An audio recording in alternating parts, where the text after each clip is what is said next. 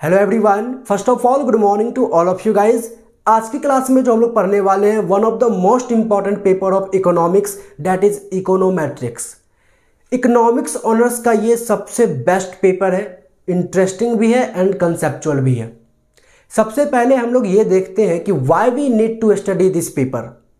Economics में आपने कई सारे इकोनॉमिक थ्योरी पढ़ी होंगी, जैसे कि law of demand, law of supply, Phillips curve and an number of economic theories. अगर मैं इन इकोनॉमिक थ्योरीज को रियल लाइफ सिनेरियो में अप्लाई करना चाहूँ, जिसको हम लोग बोलते हैं एम्पेरिकल एप्लीकेशन ऑफ थ्योरी, तो रियल लाइफ सिनेरियो में अप्लाई करने के लिए मुझे डेटा का सपोर्ट लेना पड़ेगा, मुझे डेटा का हेल्प लेना पड़ेगा। और अगर हमारे पास डेटा नहीं होता है तो हम इन इकोनॉमिक थ्योरीज को रियल लाइफ सिनेरियो में अप्लाई नहीं कर पाएंगे। तो फिर कैसे मानेंगे कि जिन इकोनॉमिक थ्योरीज को हमने पढ़ा है वो ट्रू है या फॉल्स है। That's why we need to study this paper econometrics। Econometrics का जो बेसिक मीनिंग होता है वो होता है quantitative measurement of economic phenomena. Econometrics is all about forecasting. अभी मैं आपको समझाऊंगा एक एग्जांपल के हेल्प से। सबसे पहले आप ये समझो कि what is the domain of econometrics. Domain of econometrics का कहने का मतलब ये है कि अगर हम इकोनोमेट्रिक्स पढ़ रहे हैं तो हमें किन किन चीज़ों का ध्यान रखना है। सबसे पहले इकोनॉमिक थ्योरीज, उसके बाद mathematical economics and last one statistics.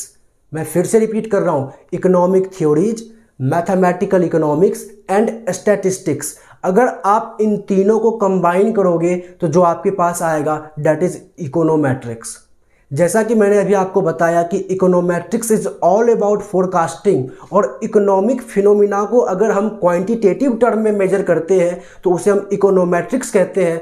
कैसे? तो देखो एक एग्जांपल के हेल्प से समझो। आप मान लो इस मार्कर के प्राइस अभी मार्केट में 20 रुपीज़ है।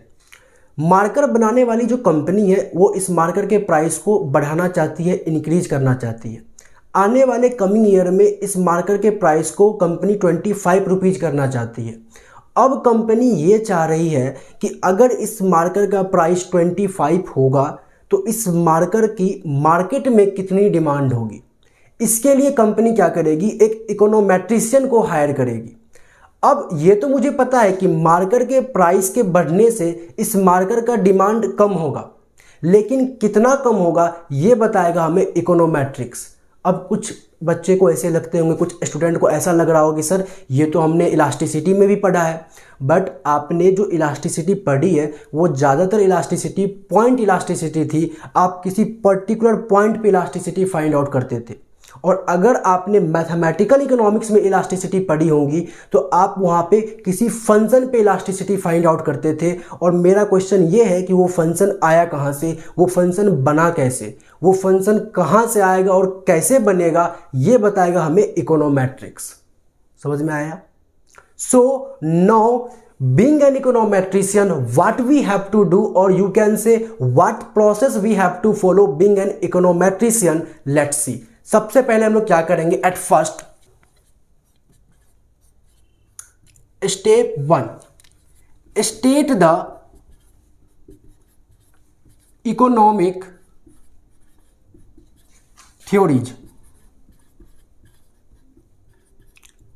अगर मैं इस मार्कर के डिमांड को प्रिडिक्ट करना चाहता हूं on the basis of price, तो मैं कौन से इकोनॉमिक थ्योरीज का यूज करूंगा, law of demand.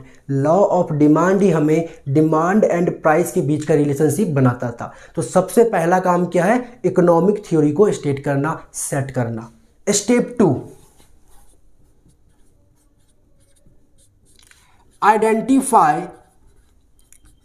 Identify the mathematical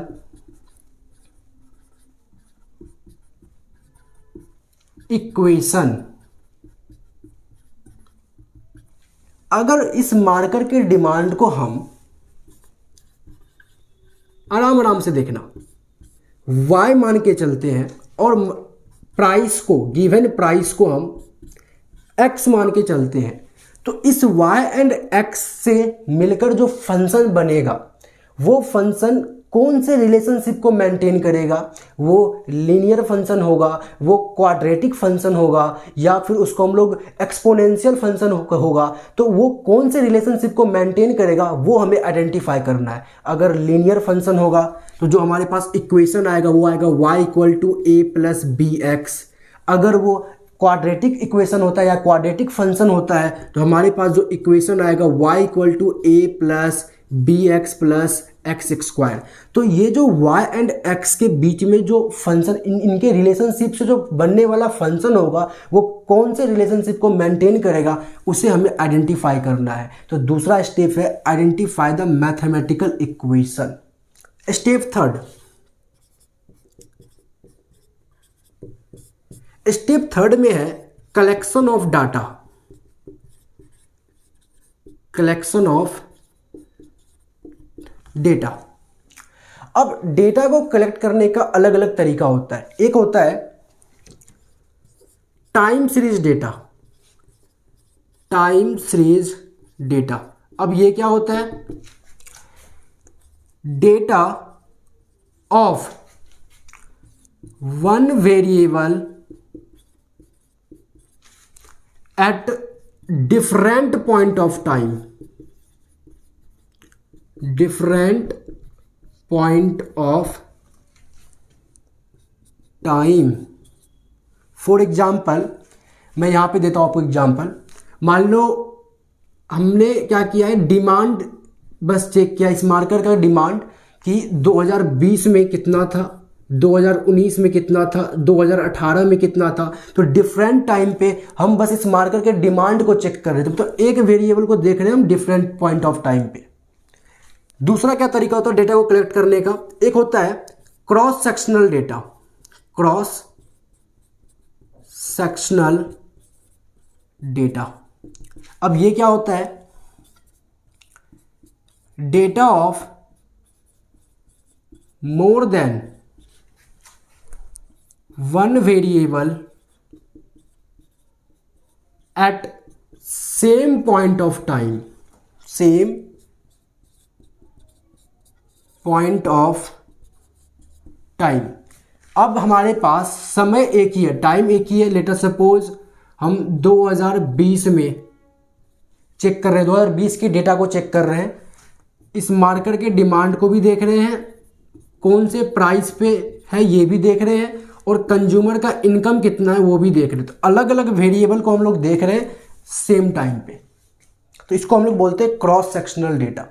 एक होता है कॉम्बिनेशन ऑफ बोथ। मैं ऊपर वाले स्टेप को थोड़ा सा रफ कर रहा हूँ, आई होप आपने इसे नोट कर लिया होगा। अगर नहीं किया तो प्लीज पहले आप नोट कर लो इसे। Combination of both. Combination of both, इसको हम लोग पुल्ड डेटा भी बोलते हैं। Pulled data, may be spelling सही हो, ठीक है। अब ये क्या होता है? Data of more than one variable, more than one variable at different point of time.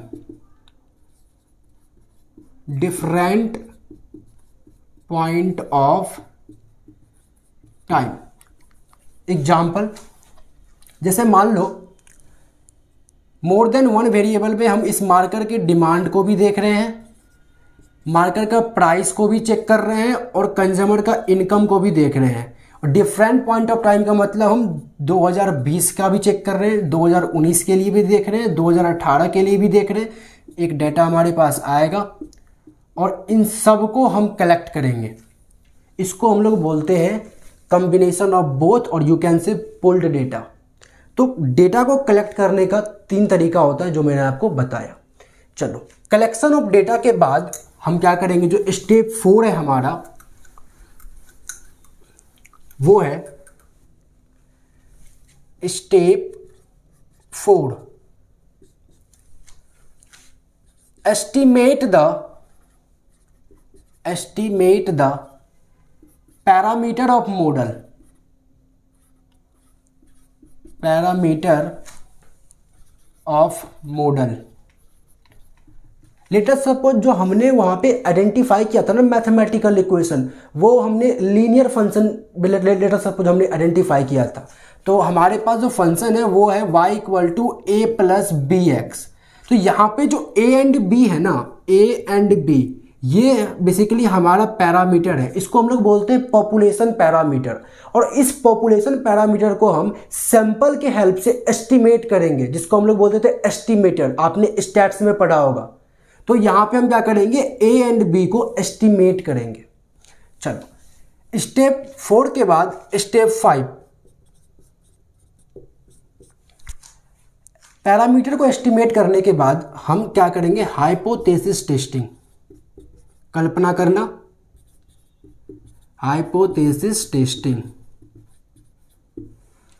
इसमें क्या करते हैं, अगर लेटर सपोज हम ये जो b है ना मेरे पास एक पैरामीटर, इस b पैरामीटर को हम चेक करना चाहते हैं कि वो सही है या गलत है। नल हाइपोथेसिस h नोट हम b इक्वल टू 0 लेके चलेंगे, और अल्टरनेटिव हाइपोथेसिस में हम सिंस हम डिमांड एंड प्राइस के बीच में रिलेशनशिप देख रहे हैं तो हम b को लेस देन 0 लेके चलेंगे। क्यों? क्योंकि अगर ये लेस देन 0 होगा तो इनके बीच में, डिमांड एंड प्राइस के बीच में इनवर्स रिलेशनशिप बताएगा, जो कि होता है। तो हमने पहले तो ये null hypothesis and alternative hypothesis set कर लिया। उसके बाद हम लोग इसको टेस्ट कर लेंगे बेसिकली, जो होगा z is equal to b hat minus में expectation of b hat divided by standard error of b hat. और उसके बाद ये ट्रू मतलब रिजेक्ट होगा या डू नॉट रिजेक्ट होगा, वो हम चेक करेंगे, जो कि आपने स्टैट्स में हाइपोथेसिस तो पढ़ा ही है कितने अच्छे से। और हाइपोथेसिस टेस्टिंग करने के बाद जो स्टेप 6 है वो होगा हमारा प्रिडिक्शन। अब हम प्रिडिक्शन करेंगे कि एक्चुअली में एट प्राइस 25 जब मार्केट का प्राइस बढ़ेगा तो इस मार्केट का डिमांड कितना होने वाला है। प्रिडिक्शन, लेट अस सपोज हमारे पास जो मॉडल तैयार है वो है y equal to A plus B x. हमने क्या किया, सबसे पहले a hat and b hat, a hat and b hat का कहने का मतलब ये है कि a hat is the estimator of population parameter, जो कि ए है, आपने पढ़ा होगा। हम लोग जब पॉपुलेशन पैरामीटर को क्या करते हैं, सैंपल के हेल्प से एस्टिमेट करते हैं तो उसके ऊपर हैट लगाते हैं। तो हमने क्या किया, पहले a hat and b hat, basically a and b को एस्टिमेट किया। और ए एंड बी को एस्टिमेट करने के बाद जो मेरे पास मॉडल आया उस पे मान लो एक्स का जो बेसिकली एक्स को हमने प्राइस माना था ना, और मुझे 25 मतलब 25 रुपीज़ प्राइस पे इस मार्केट का डिमांड को चेक करना है, तो हम एक्स के प्लेस पे 25 पुट करेंगे। और 25 पुट करने के बाद और ए एंड बी जो हमने एस्टिमेट किया इसकी वैल्यू पुट करने के बाद जो भी हमारे पास वैल्यू आएगा वो हमारा प्रिडिक्टेड डिमांड होगा। वो हमारा क्या होगा, प्रिडिक्टेड डिमांड होगा इस मार्कर का एट प्राइस 25। तो ये बेसिकली मैंने आपको जो 6 स्टेप करवाया है, this is the process which we have to follow being an econometrician. I hope आपको समझ में आएगा। So from my side the introduction part of econometrics is done. Now I am going to start with you the first step, or you can say first chapter of econometrics, that is simple linear regression model. अब हम लोग econometrics का पहला chapter that is simple linear regression analysis start करने वाले हैं। मैं हर एक वर्ड का मीनिंग बहुत अच्छे से बताऊंगा आपको, प्लीज ध्यान से सुनना। सबसे पहले हम लोग बात करते हैं रिग्रेशन का क्या मतलब होता है। रिग्रेशन का मतलब होता है गोइंग बैक। कहने का मतलब ये है कि अगर मैं इस मार्कर के डिमांड को प्रेडिक्ट करना चाहता हूं तो मैं क्या करूंगा, पास्ट में जाके इस मार्कर के पास्ट डेटा को कलेक्ट करूंगा और पास्ट डेटा को कलेक्ट करके एक इक्वेशन तैयार करूंगा और वो इक्वेशन y ऑन x के फॉर्म में होगा। y को यहां पे हम लोग डिपेंडेंट वेरिएबल बोलते हैं, डिपेंडेंट वेरिएबल, और इसको रिग्रेसेंट भी बोलते हैं। x को यहां पे इंडिपेंडेंट वेरिएबल बोलते हैं, इंडिपेंडेंट वेरिएबल, और एक और इसका नाम है, इसको रिग्रेसर भी बोलते हैं। और इसका एक नाम है, इसको एक्सप्लेनेटरी वेरिएबल भी बोलते हैं, एक्सप्लेनेटरी वेरिएबल, ये तीनों एक्स के नाम है। ठीक है, तो पास्ट में जाके पास्ट डेटा को कलेक्ट करके मुझे एक इक्वेशन तैयार करना है and that equation should be in a linear form, that's why the word linear is here. जो आप इक्वेशन तैयार करोगे वो इक्वेशन लीनियर फॉर्म में होना चाहिए। अब बात आता है कि सिंपल वर्ड यहाँ पे क्या कर रहा है। सिंपल वर्ड का क्या मीनिंग है? सिंपल वर्ड का मीनिंग ये है कि अगर आप डिमांड को प्रेडिक्ट करना चाहते हो तो डिमांड के साथ जो आप रिलेशनशिप बनाओगे किसी दूसरे वेरिएबल का, तो किसी एक ही वेरिएबल के साथ रिलेशनशिप बनना चाहिए डिमांड का। जैसे कि डिमांड डिपेंड्स ऑन प्राइस। अगर आपने एक इक्वेशन तैयार किया y equal to a plus B X, ये लीनियर इक्वेशन है, और यहाँ पे अगर आपने y को डिमांड माना है एंड x को प्राइस माना है तो डिमांड डिपेंड्स ऑन प्राइस। कहने का मतलब डिमांड का जो रिलेशनशिप है वो एक ही वेरिएबल के साथ है और ओवरऑल यहाँ पे दो वेरिएबल बस वर्क कर रहा है, तो ये सिंपल के अंदर काउंट आएगा। मोटी मोटी बात ये है कि बेसिकली अगर आप डिमांड प्रेडिक्ट करना चाहते हो तो डिमांड के साथ जो आप रिलेशनशिप बनाओगे वो किसी एक ही वेरिएबल के साथ बनना चाहिए। अगर y equal to A X, not A X, Y equal to A plus B X plus C Z, ये भी एक लीनियर इक्वेशन आपने तैयार किया, बट यहाँ पे y के साथ जो है ना x का भी रिलेशनशिप है एंड z का भी रिलेशनशिप है। कहने का मतलब y के साथ दो वेरिएबल का रिलेशनशिप है, तो ये सिंपल में काउंट नहीं होगा।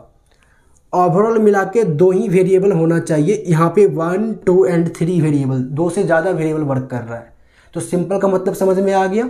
चलो, तो सिंपल लीनियर रिग्रेशन एनालिसिस, इनका मतलब समझने के बाद मैं आपसे एक क्वेश्चन पूछना चाहता हूँ कि वो क्वेश्चन ये है कि अगर इस मार्कर के डिमांड को आप प्रिडिक्ट कर रहे हो और आपकी जो प्रिडिक्टेड डिमांड होगी वो एक्चुअल होगी या एक्सपेक्टेड होगी। मार्कर की जो प्रिडिक्टेड डिमांड होगी वो एक्चुअल होगी या एक्सपेक्टेड होगी? ऑब्वियसली एक्सपेक्टेड होगी। तो यहाँ से हमारे पास एक कंसेप्ट आया सबसे पहले, दैट इज डिटरमिनिस्टिक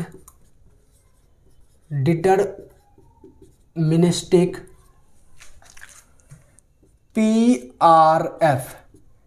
PRF का फुल फॉर्म होता है पॉपुलेशन रिग्रेशन फंक्शन।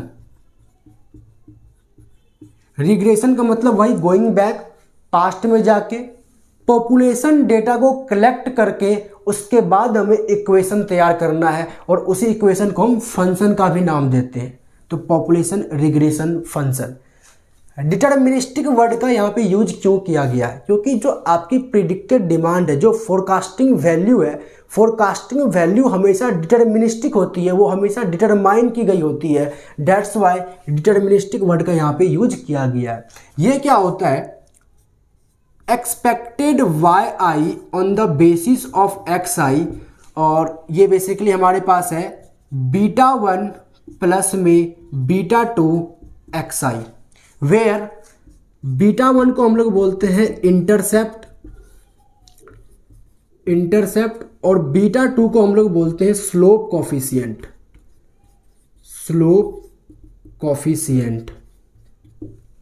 ठीक है, ये आपका क्या है? एक्सपेक्टेड डिमांड है। प्रिडिक्टेड डिमांड को हम एक्सपेक्टेड वैल्यू बोलेंगे। तो expected y i on the basis of x i, और ये बेसिकली क्या है? तो बीटा 1 प्लस में बीटा 2 एक्स आई, और ये बीटा 1 को हम लोग बोलते हैं इंटरसेप्ट एंड बीटा 2 को बोलते हैं स्लोप कॉफिशिएंट।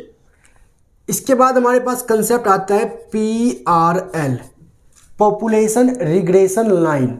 जब PRF को आप डायग्राम में शो करोगे तो वो होगा PRL, उसी को हम लोग बोलते हैं PRL, पॉपुलेशन रिग्रेशन लाइन। ये x, ये y, ये बीटा 1 से स्टार्ट होता है और स्ट्रेट लाइन सीधा जाएगा if beta 2 is greater than 0। अब इस लाइन पे अगर आप x की वैल्यू पुट करोगे, x को आपने प्राइस माना है, लेटर सपोज आपने x1 पुट किया, x1 एक प्राइस है, तो आपके पास क्या आएगा? Expected y1 on the basis of x1। अगर आप इस लाइन पे x2 पुट करोगे तो यहाँ से जो वैल्यू आएगी वो क्या होगी, expected x2 on, sorry x2 not y2, expected y2 on the basis of x2।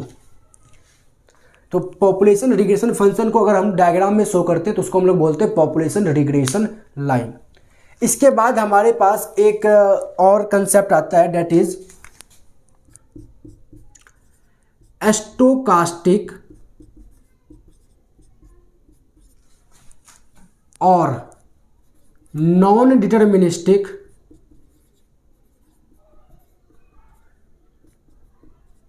और रैंडम PRF। स्टोकास्टिक और नॉन डिटर्मिनिस्टिक और रैंडम PRF क्या होता है, yi इक्वल टू β1 प्लस में β2 xi प्लस में म्यू आई। ये जो म्यू आई है इसको हम लोग बोलते हैं पॉपुलेशन डिस्टर्बेंस टर्म, और इसी को हम लोग बोलते हैं एरर टर्म। ये जो वाई आई है ये हमेशा एक्चुअल वाई आई होगा। यहाँ पे एक्चुअल वाई आई कहने का मतलब बेसिकली रैंडम, एक्चुअल हमेशा रैंडम होता है। कहने का मतलब ये है कि आपको अभी पता नहीं है कि एक्चुअल क्या होने वाला है। अगर आपको ये पता पहले से चल जाए कि एक्चुअल डिमांड क्या होने वाला है, फिर ये इकोनोमेट्रिक्स नाम का कोई पेपर होगा ही नहीं। तो ये वाई आई एक्चुअल वाई आई है, मतलब एक्चुअल डिमांड है एट ₹25 पे, एट ₹25 पे जो मार्कर का एक्चुअल डिमांड होगा वो है ये वाई आई, और जो कि रैंडम है। रैंडम का मतलब ये कि जो कि हमें पता नहीं है, वो कुछ भी हो सकता है। समझ में आ गया। अगर आप इस एरर टर्म को थोड़ा सा मैं यहाँ पे लिख दे रहा हूँ, और एरर टर्म, इसको क्या लिख सकते हो, y i equal to β1 plus β2 xi को हम लोग क्या लिख सकते हैं, expected y i on the basis of xi plus में म्यू आई। ये जो म्यू आई है पॉपुलेशन डिस्टर्बेंस टर्म, ये क्या है अभी मैं आपको समझाता हूँ। लेट अस सपोज आपने क्या किया, एक एक्सपेक्टेड वाई मतलब प्रिडिक्टेड डिमांड आपने बता दिया, एक्सपेक्टेड वैल्यू बता दिया कि कितनी डिमांड होगी मार्कर की। अब जब 2022 आ गया और मार्कर का प्राइस 25 हो गई और 25 पे मार्कर का बेसिकली सेल भी हो गया, डिमांड भी हो चुका है, तो आप क्या कर रहे हो, कस्टमर का रिव्यू ले रहे हो। अब बारी बारी से कस्टमर को पकड़ रहे हो और उनसे पूछ रहे हो कि एट ₹25 पे आपने कितना मार्कर खरीदा है, आपने कितना मार्कर के डिमांड किया है। तो किसी ने बोला 45, किसी ने बोला 46, किसी ने बोला 48। लेट अस सपोज आपने जो एक्सपेक्टेड वैल्यू, आपने जो प्रिडिक्टेड डिमांड बताया था वो 45 बताया था। वो क्या बताया था आपने, 45 बताया था। तो जब एक्चुअल में उसका डिमांड होगा तो हो सकता है कोई 45 से ज़्यादा भी ले ले, कोई 45 से कम भी ले ले। तो जब आपने रिव्यू लिया कस्टमर से 2022 में, तो पता चला कि किसी ने लिया 46, किसी ने लिया 42, किसी ने लिया 44। मैं लिख देता हूँ एक्चुअल, किसी ने लिया 46, किसी ने लिया 42, किसी ने लिया 45। इनके बीच में, एक्चुअल एंड एक्सपेक्टेड के बीच में जो डिफरेंस आ रहा है 46 एंड 45 के बीच में, 42 एंड 45 के बीच में, एंड 45 एंड 45 के बीच में तो जीरो का डिफरेंस आएगा। तो इनके बीच में जो डिफरेंस आ रहा है उस डिफरेंस को हम लोग बोलते हैं पॉपुलेशन डिस्टर्बेंस टर्म और एरर टर्म। समझ में आ गया। ये एक्सपेक्टेड को हमेशा हम एक्चुअल से कंपेयर करेंगे और इनके बीच में जो डिस्टर्बेंस आएगा, बेसिकली जो डिफरेंस आएगा, उसको हम लोग बोलेंगे पॉपुलेशन डिस्टर्बेंस टर्म और एरर टर्म। ठीक है, चलो। तो स्टोकास्टिक और नॉन डिटर्मिनिस्टिक और रैंडम पीआरएफ करने के बाद मेरा फिर से आपसे एक सवाल है। वो सवाल ये है कि क्या हमेशा पॉपुलेशन डेटा को कलेक्ट करके मॉडल बनाना आसान है या फिर डिफ़िकल्ट है। कई बार ऐसा होता है कि पॉपुलेशन डेटा को कलेक्ट करके मॉडल तैयार करना बहुत डिफ़िकल्ट होता है, इट्स अ डिफ़िकल्ट टास्क। तो इस केस में हम लोग क्या करते हैं, क्योंकि इसलिए डिफ़िकल्ट होता है कि पॉपुलेशन डेटा बहुत बड़ा होता है, तो इस केस में हम लोग क्या करते हैं, हम लोग सैंपल डेटा का यूज करते हैं। हम सैंपल डेटा को कलेक्ट करके फिर जाके इक्वेशन बनाते हैं, मतलब मॉडल बनाते हैं। तो अभी यहाँ हमारे पास आया एक concept that is SRF, sample regression function.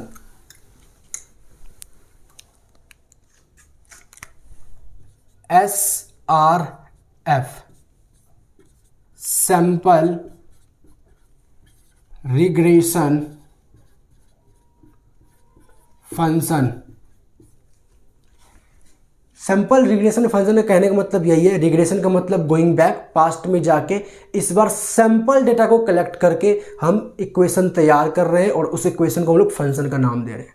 इसमें सबसे पहले हमारे पास जो टर्म आता है वो है डिटर्मिनिस्टिक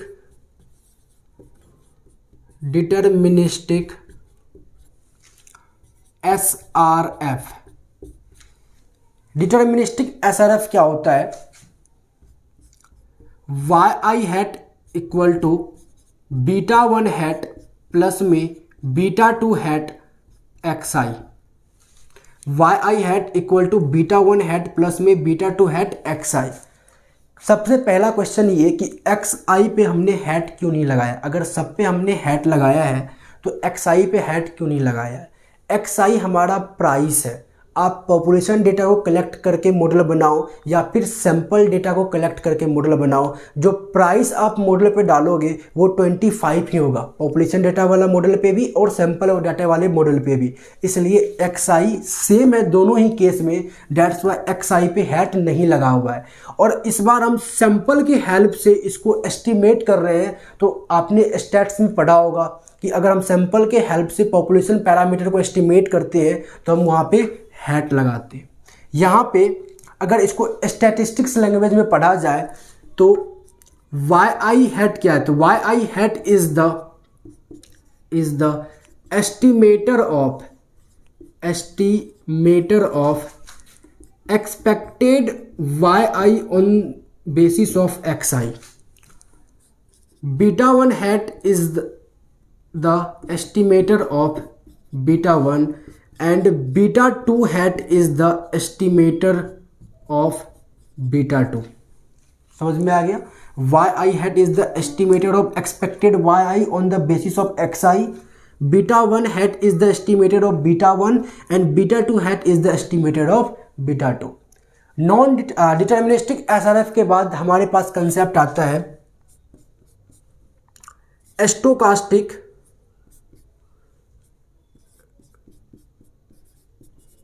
स्टोकास्टिक और नॉन डिटर्मिनिस्टिक और random PRF, random not PRF,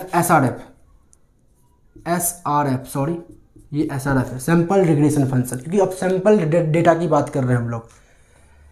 ये होता है हमारे पास yi equal to beta 1 hat plus में बीटा 2 हैट xi प्लस में mu i।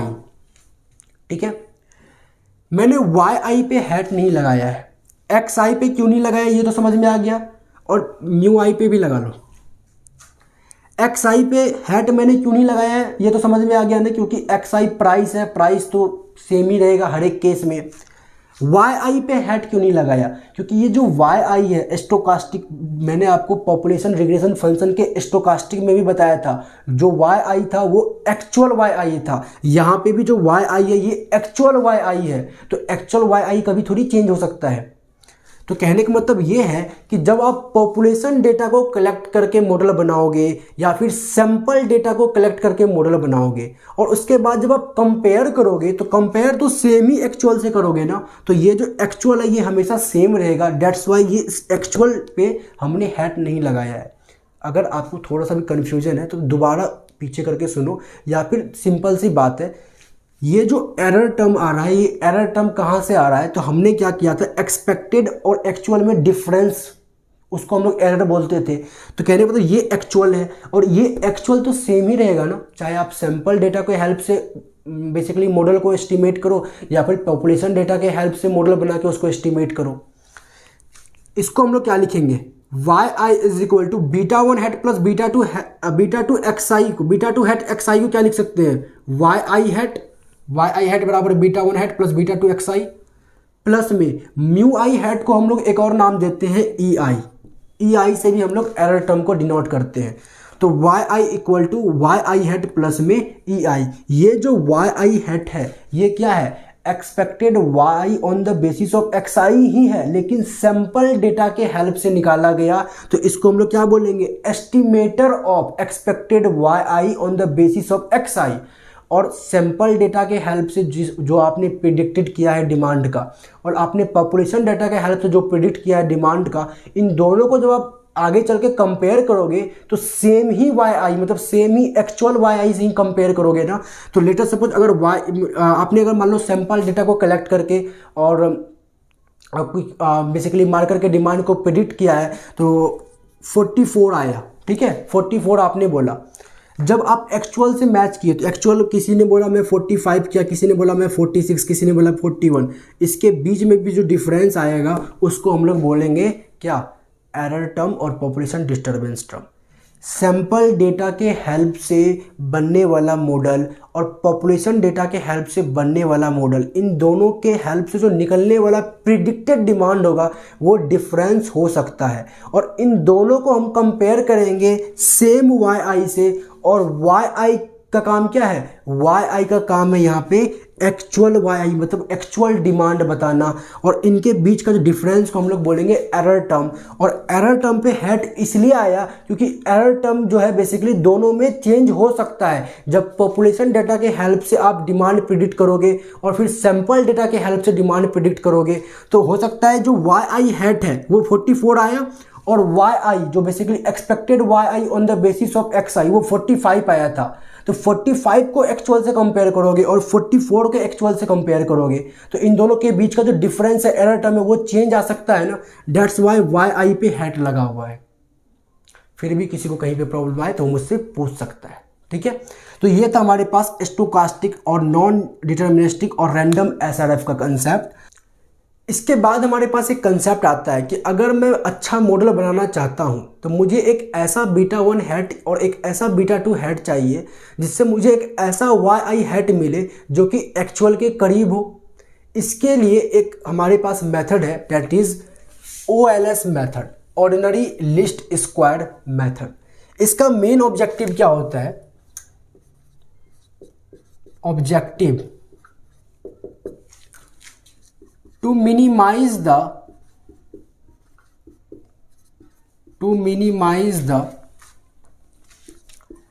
sum of squared of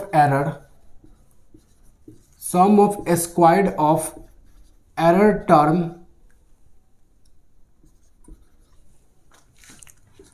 for determining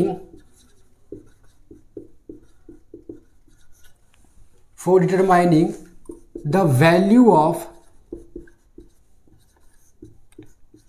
beta 1 hat and beta 2 hat, to minimize the sum of squared of error term for determining the value of beta 1 hat and beta 2 hat।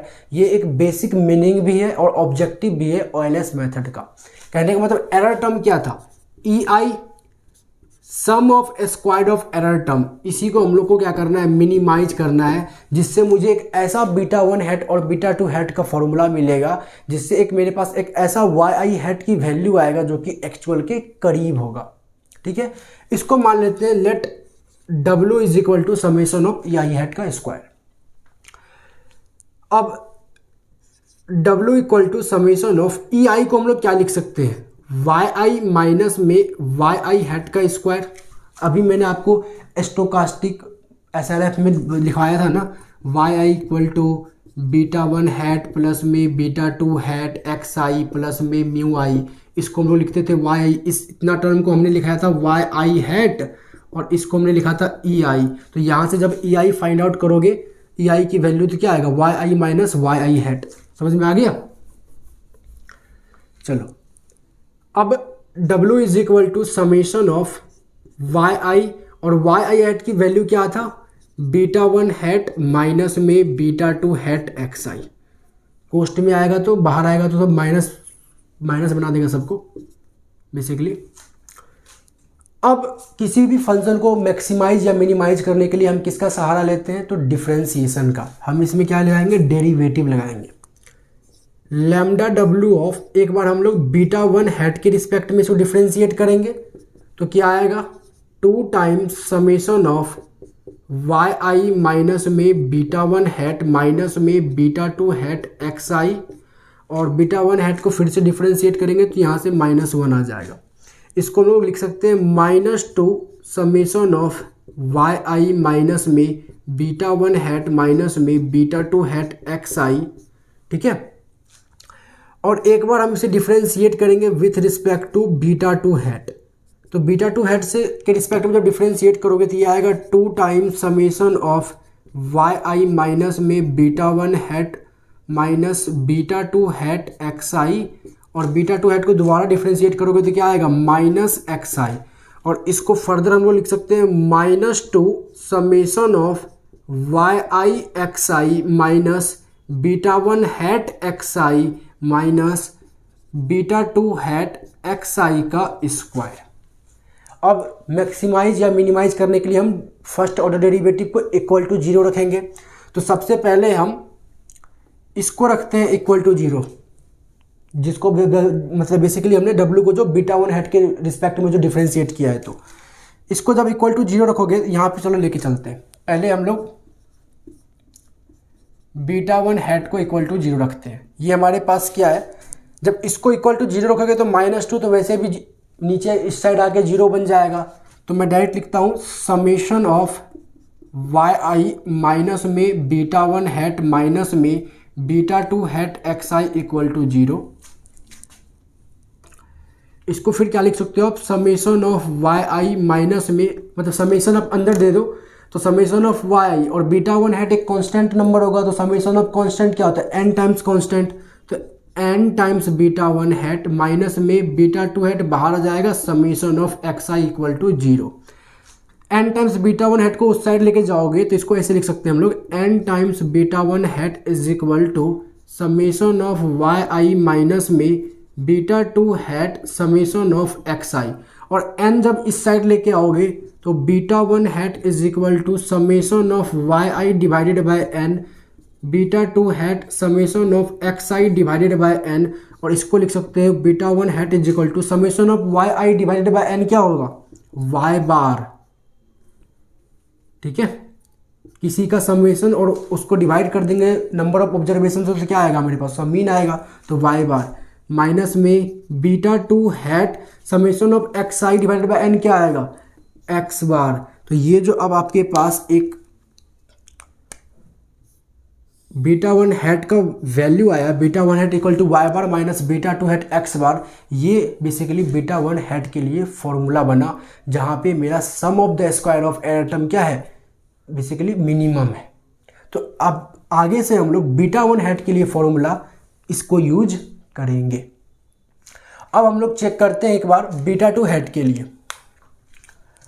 मैं ऊपर का term थोड़ा सा rough करूँ, ये वाला part.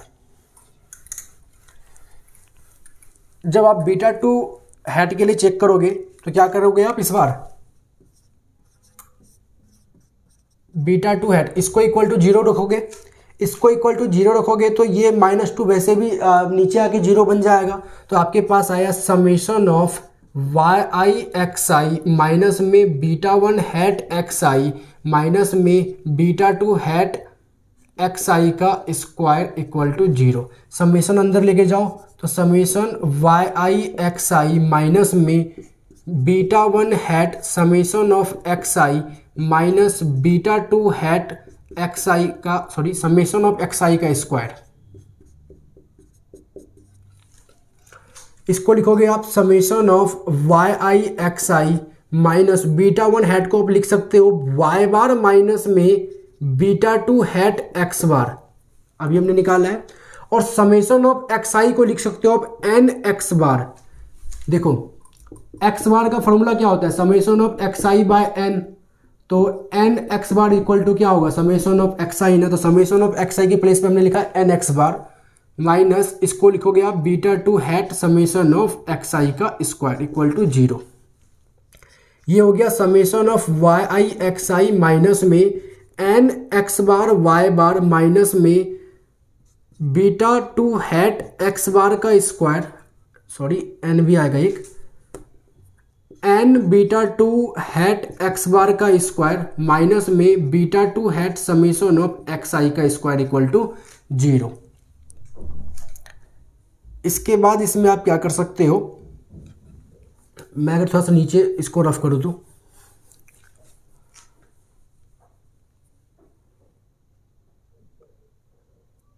Summation of y i x i minus में n x bar y bar is equal to, इसको उस साइड लेके जाओ तो क्या आएगा, beta two hat summation of x i का स्क्वायर। और एक चीज़ देखो, यहाँ से जब माइनस से मल्टीप्लाई करोगे ना तो ये एक प्लस बन जाएगा, जब ब्रेक करोगे तो ये जो एक एरिया आएगा ये प्लस वाला एरिया आएगा।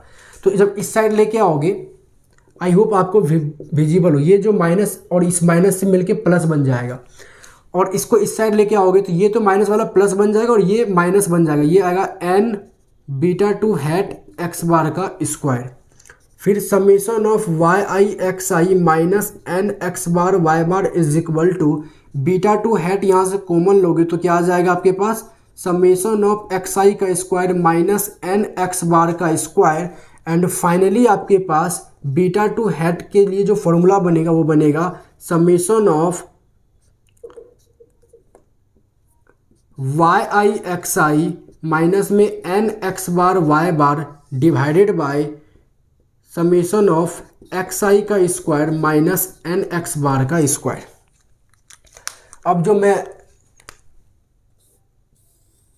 ब्लू मार्कर से घेर के आपको दिखा रहा हूँ ये बनेगा बीटा टू हैट के लिए फॉर्मूला। और पता है इसको आप ऐसे भी लिख सकते हो, beta two hat is equal to summation of x i minus x bar into में y i minus y bar whole divided by summation of x i का square minus n x bar का square. ठीक है, summation of, या फिर नहीं इसको नीचे ऐसे लिखना, वो तो सेम ही हो गया ना, summation of x i minus x bar का होल स्क्वायर। स्टैट्स में आपने इसे सॉल्व किया है इसको, आप इसको जब ब्रेक करोगे तो आपके पास यही आएगा। तो बीटा टू हैट का फॉर्मूला ये बना, आप इसको ऐसे भी लिख सकते हो। तो यहाँ से हमारे पास आया beta one hat and beta two hat के लिए फॉर्मूला। अब ये जो beta one hat and beta two hat हमारे पास आया है, ठीक है, इसको हम लोग बोलते हैं OLS एस्टिमेटर।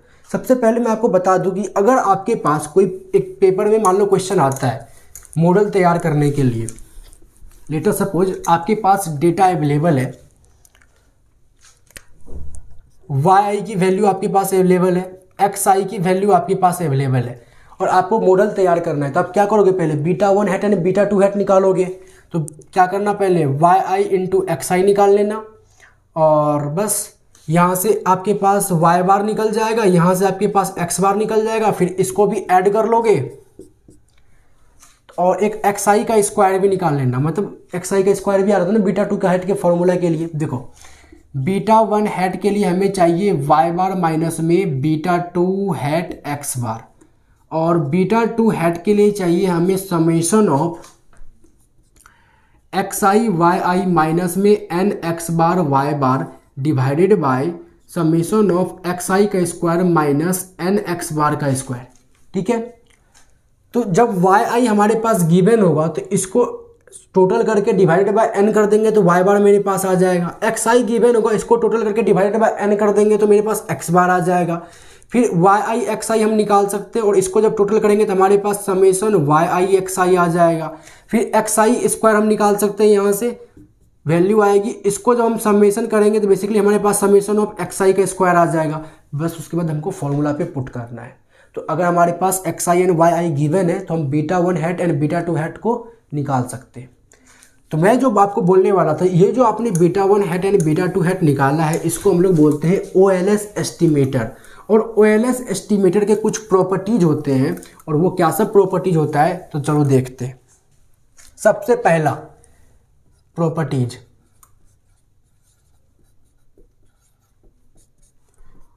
पहला क्या होता है, arithmetic mean of sample error term, sample error term is always equal to 0। Arithmetic mean of sample error term is always equal to 0। सबसे पहले इसको मैथमेटिकल देखते हैं। इसका मतलब क्या है, सैंपल एरर टर्म का अर्थमेटिक मीन ये क्या होगा, इक्वल टू 0 होगा। इसको आप ये भी लिख सकते हो summation of e i by n equal to 0। Summation of e i by n ही तो ई बार होता है, और इसको आप ये भी लिख सकते हो summation of e i equal to 0। N इस साइड जाएगा तो 0 बन जाएगा। मेरा प्रूफ क्या है, हमारा टू प्रूफ है summation of e i equal to 0। LHS से लेके चलते हैं। समेशन ऑफ ई आई को क्या लिख सकते हैं हम लोग, वाई आई माइनस में वाई आई हैट, और summation of y i minus में वाई आई हैट को क्या लिख सकते हैं हम लोग, बीटा 1 हैट माइनस में बीटा 2 हैट एक्स आई, ये लिखेंगे। अब समेशन को अंदर लेके जाओ तो ये क्या आ गया, summation of y i minus में समेशन ऑफ बीटा 1 हैट क्या होगा, n times beta 1 hat minus में beta 2 hat summation of x i. Summation of y i को क्या हम एन वाई बार लिख सकते हैं, अभी मैंने आपको बताया था, माइनस एन बीटा 1 हैट को क्या लिख सकते हैं हम लोग, तो वाई बार माइनस में बीटा 2 हैट एक्स बार, अभी बीटा 1 हैट का फॉर्मूला हमने निकाला है, माइनस बीटा 2 हैट, और फिर समेशन ऑफ एक्स आई को लिख सकते हैं हम लोग एन एक्स बार, एन एक्स बार। जैसे समेशन ऑफ वाई आई को एन वाई बार लिखे, फिर से मैं बता देता हूँ, एक्स बार इक्वल टू होता है summation of x i by n, तो एन एक्स बार हो जाएगा समेशन ऑफ एक्स आई। तो एन वाई बार माइनस में n y bar minus minus plus beta 2 hat n x bar minus में beta 2 hat n x bar, ये सब cut जाएगा, बचेगा क्या, 0। तो ये मैथमेटिकल प्रूफ है, arithmetic mean of sample error term is always equal to 0। अब कंसेप्चुअल देखो, सुनो क्या है। मान लो आप क्या करोगे, सैंपल डेटा के हेल्प से आप मॉडल बनाया, मॉडल बनाने के बाद आपने क्या किया, एक प्रिडिक्टेड डिमांड बता दिया। लेटर सपोज आपने बताया 44, ठीक है, और ये लेटर सपोज ये 44 का लाइन है, मान के चलते ये 44 का लाइन है। अब जब एक्चुअल में डिमांड हुआ और आपने जब कस्टमर से रिस्पॉन्स लिया, तो कुछ कस्टमर ऐसे बोलेंगे कि मैंने 45 डिमांड किया, कोई बोलेगा मैंने 46 किया, तो ये सब ऊपर आएगा 45, 46, 47, कुछ ऐसा।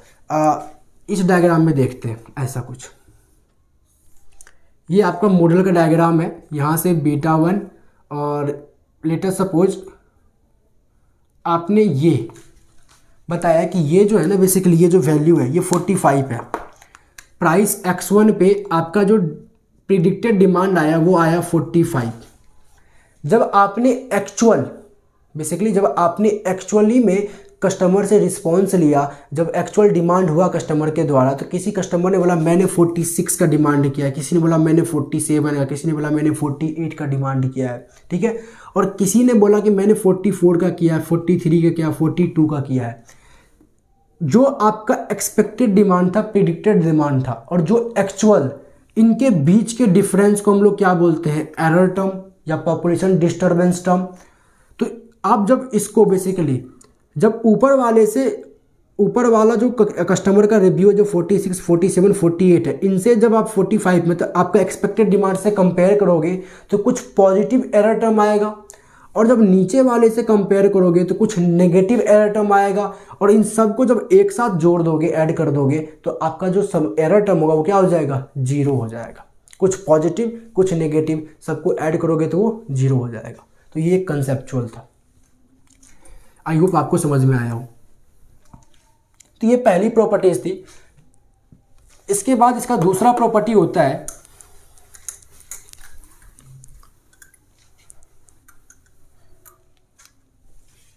दूसरा summation of the product of error term with या error term and regressor is always equal to 0, is always equal to 0। Error term क्या होता है, EI रिग्रेसर क्या होता है xi, इनका समेशन हमेशा क्या होगा 0। हमें ये प्रूफ करना है। x को मैंने बोला था ना इंडिपेंडेंट वेरिएबल भी बोलते हैं उसको, रिग्रेसर भी बोलते हैं, एक्सप्लेनेटरी वेरिएबल भी बोलते हैं। चलो ei को क्या लिख सकते हैं हम लोग, yi माइनस में yi हैट और ये आ गया हमारे पास xi।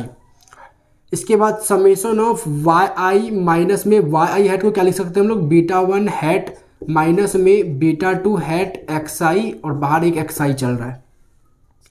समेशन ऑफ xi को अब अंदर लेके आओ तो yi xi माइनस में बीटा 1 हैट xi माइनस में बीटा 2 हैट xi का स्क्वायर।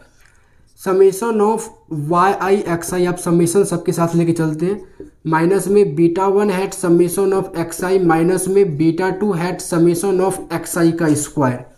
इकोनोमेट्रिक्स में ना प्रूफ भर भर के पढ़े हैं, मतलब बहुत ज़्यादा प्रूफ है, तो प्रूफ पे बहुत अच्छे से ध्यान, अभी तो प्रूफ स्टार्ट हुआ है। Summation of yi xi minus में बीटा 1 हैट को क्या लिख सकते हैं हम लोग, y बार माइनस में बीटा 2 हैट x बार। बीटा 1 हैट का फॉर्मूला भी हमने देखा था। और समेशन ऑफ xi को लिख सकते हैं हम लोग n x bar minus beta 2 hat summation of xi का स्क्वायर। मैं मार्कर चेंज कर लेता हूं। Summation of xi yi xi लिखो या xi yi लिखो, बात एक ही है, minus n x bar y बार और ये माइनस माइनस प्लस हो जाएगा, beta 2 hat n x bar का square minus beta 2 hat summation of xi का स्क्वायर। ओके, अब मुझे एक बात बताना आप, पहले इसको मैं थोड़ा सा और मॉडिफाई कर दूं। Summation of xi yi minus में n x बार y बार माइनस में अगर बीटा 2 हैट कॉमन लिया जाए तो क्या आ जाएगा, समेशन ऑफ xi का square minus n x bar का स्क्वायर। पहले आप ये देख लो, मैंने माइनस बीटा 2 हैट कॉमन लिया है तो ये वाला टर्म प्लस में और ये वाला टर्म माइनस में आ गया। इसको जब मल्टीप्लाई करोगे तो फिर ये माइनस और ये प्लस बन जाएगा। ठीक है, अभी मैंने आपको बीटा 2 हैट का फॉर्मूला अभी आपको मैंने लिखवाया था, summation of xi yi minus में n x bar y bar whole divided by summation of xi का square minus n x bar का स्क्वायर। आई होप आपको अगर याद हो तो यहाँ से अगर हम summation of xi yi minus n x bar y बार का वैल्यू निकालना चाहे तो क्या होगा, बीटा 2 हैट और समेशन ऑफ xi का square minus n x bar का स्क्वायर। तो इसके प्लेस पे summation of xi yi minus n x bar y बार के प्लेस पे मैं इसकी वैल्यू लिखता हूँ, beta 2 hat summation of xi का square minus n x bar का स्क्वायर माइनस में beta 2 hat summation of xi का square minus n x bar का स्क्वायर, और ये दोनों सेम है, इक्वल टू 0 आ जाएगा। तो ये इसका प्रूफ है। चलो इसके बाद इसका तीसरा प्रूफ है, मतलब तीसरी प्रॉपर्टी जो है उसको मैं ऐसे इंग्लिश में नहीं लिख रहा, डायरेक्ट में लिख देता हूं। इसका जो तीसरा प्रूफ है वो है summation of yi hat ei equal to 0। ठीक है, yi hat ei equal to 0, ei मतलब error term. Summation of yi hat को हम लोग क्या लिख सकते हैं, बीटा 1 हैट प्लस में बीटा 2 हैट xi और एरर टर्म चल रहा है। Okay, summation of error term को अंदर लेके जाओ, बीटा 1 हैट ei प्लस में बीटा 2 हैट xi ei। फिर समेशन जब अंदर लेके जाओगे तो ये आ जाएगा beta 1 hat summation of ei plus में beta 2 hat summation of ei xi। अभी आपने समेशन ऑफ ei पहली प्रॉपर्टी में 0 बनाया है और summation of ei xi equal to 0 होता है दूसरी प्रॉपर्टी में प्रूफ किया है। तो ये बीटा 1 हैट ये भी 0 प्लस बीटा 2 हैट ये भी 0, 0 प्लस 0 इक्वल टू 0। तो ये भी प्रूफ हो गया।